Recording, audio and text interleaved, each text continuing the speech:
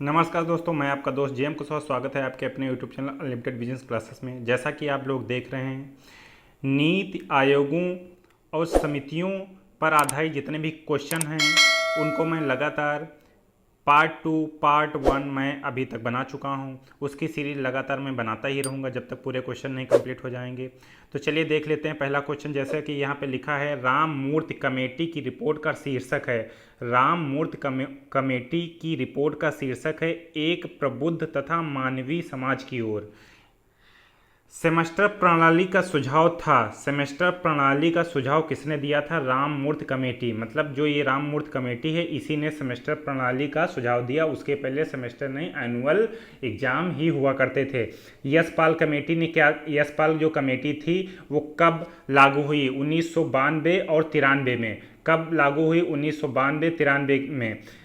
शिक्षा बिना बोझ के नाम से किस कमेटी की रिपोर्ट प्रकाशित हुई? शिक्षा बिना बोझ के। ठीक है, यशपाल कमेटी जो थी उन्होंने जो शिक्षा में एक नई पहल की, शिक्षा बिना बोझ के। मतलब शिक्षा बर्डन नहीं लगनी चाहिए। जैसे आजकल आप देखते हैं कि इतने ज़्यादा सब्जेक्ट पढ़ा दिए जाते हैं जो प्रेशर में बच्चे आ जाते हैं। प्रेशर नहीं होना चाहिए, इंजॉय आना चाहिए। तो शिक्षा बिना बोझ के नाम से किस कमेटी की रिपोर्ट प्रकाशित की? यशपाल कमेटी 1993 में। एनसीटीई की स्थापना कब हुई थी? 1995 में। एनसीटीई की स्थापना कब हुई थी? 1995 में। सर्व शिक्षा अभियान की शुरुआत कब हुई? 1 अप्रैल 2001। जैसा कि आप लोग जानते हैं, जब स्कूलों में जाएंगे तो ए पेंसिल पर लिखा होता है सर्व शिक्षा अभियान। सब पढ़ें सब बढ़ें। ठीक है, तो सर्व शिक्षा अभियान की शुरुआत कब हुई थी? 1 अप्रैल 2001 में। सर्व शिक्षा अभियान किसके लिए शुरुआत की गई थी? 14 से मतलब 6 से 14 वर्ष के बच्चों के लिए। मतलब 6 से 14 वर्ष के बच्चे कोई भी बाकी नहीं बचना चाहिए जो पढ़ाई से वंचित हो। आरटीई 2009 लागू हुआ 1 अप्रैल 2010 को। जैसा कि आरटीई 2009 बोला जाता है, लेकिन वो लागू कब हुआ था? 1 अप्रैल 2010 से। एनसीटीई, इसका पूरा फुल फॉर्म क्या है? National council for teacher education. National council for teacher education. NPE, national policy on education. National policy जो पूरे इंडिया की पॉलिसी बनती, उसका पूरा फुल फॉर्म है ये। एनसीएफ 2005 के अध्यक्ष कौन है? एनसीएफ 2005 के अध्यक्ष प्रोफेसर यशपाल। प्रोफेसर यशपाल। इसके बाद में एनसीएफ 2005 की थीम क्या थी? शिक्षा बिना बोझ के। मतलब अगर उसके अध्यक्ष प्रोफेसर यशपाल हैं, जो उन्होंने थीम निकाली होगी वो अपने अकॉर्डिंग निकाली होगी, तो शिक्षा बिना बोझ के।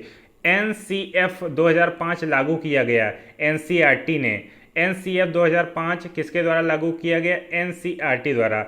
एनसीएफ आधारित है रचनावाद पर। एनसीएफ किस पे आधारित है? रचनावाद पर। एनसीएफ में शिक्षक की भूमिका प्रशिक्षक या उत्प्रेरक की। एनसीएफ के अनुसार जो शिक्षक की भूमिका होती है प्रशिक्षक तथा उत्प्रेरक की होती है। ठीक है, ट्रेनर और मोटिवेटर।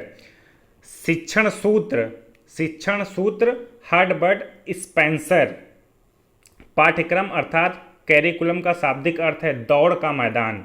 ठीक है, आप बहुत सारे लोग इसमें से इसका मतलब नहीं जानते होंगे। पाठ्यक्रम या फिर अर्थात कैरिकुलम का शाब्दिक अर्थ क्या होता है? शाब्दिक इसका अर्थ होता है दौड़ का मैदान। ठीक है, ध्यान से सुनिएगा, दौड़ का मैदान। कैरिकुलम शब्द की उत्पत्ति है लैटिन भाषा से। उत्तम मूल्यांकन की विशेषता है वैधता। ठीक है, मूल्यांकन प्रक्रिया त्रिभुजाकार होती है। मूल्यांकन प्रक्रिया जो होती है कैसी होती है? त्रिभुजाकार होती है। उन विशेषताओं व गुणों का मापन करें जिनके लिए वह प्रशिक्षण बना है। वैध प्रशिक्षण। वैध प्रशिक्षण वह प्रशिक्षण जो एक समूह पर अलग अलग समय के प्रशिक्षण पर समान अंक दे। विश्वसनीय प्रशिक्षण। सबसे विश्वसनीय व वैध परीक्षण जो होता है, सबसे विश्वसनीय व वैध परीक्षण जो होता है वस्तुनिष्ठ परीक्षण होता है। प्रत्येक शिक्षक द्वारा जांचने पर समान अंक देता है। प्रत्येक शिक्षक द्वारा जांचने पर किसमें समान अंक दिया जाता है? केवल थ्योरेटिकल जो क्वेश्चन होगा उसमें समान अंक कभी देने का कोई औचित्य नहीं बनता, लेकिन जो विकल्पी क्वेश्चन होंगे उनमें अगर 1 नंबर का तो 1 नंबर ही सबको दिया जाएगा। उच्चारण शुद्धता के लिए प्रयोग होता है लिंगुआ फोन। उच्चारण शुद्धता के लिए प्रयोग होता है लिंगुआ फोन। अंतर्राष्ट्रीय विकलांग दिवस 3 दिसंबर 1981, विकलांग वर्ष 3 दिसंबर को मनाया जाता है, 1981 से स्टार्ट हुआ था। विश्व साक्षरता दिवस 8 सितंबर, विश्व साक्षरता दिवस 8 सितंबर। विश्व महिला दिवस 8 मार्च। RTE 2009 कितनी आयु के बच्चों के लिए था? 6 से 14। RTE 2009 किस राज्य पर लागू नहीं है? जम्मू और कश्मीर पर। ठीक है। RTE 2009 के अनुसार प्राथमिक स्तर पर शिक्षक व छात्र अनुपात कितना होना चाहिए? 30 बच्चों पर एक छात्र होना चाहिए। ठीक है, ये 2009 से चला आ रहा है कि 30 बच्चों पर एक अध्यापक होना चाहिए। मिलते हैं नेक्स्ट वीडियो में। जब तक आप हमारे सभी सोशल मीडिया प्लेटफॉर्म को सब्सक्राइब कर लीजिए, फॉलो कर लीजिए। धन्यवाद।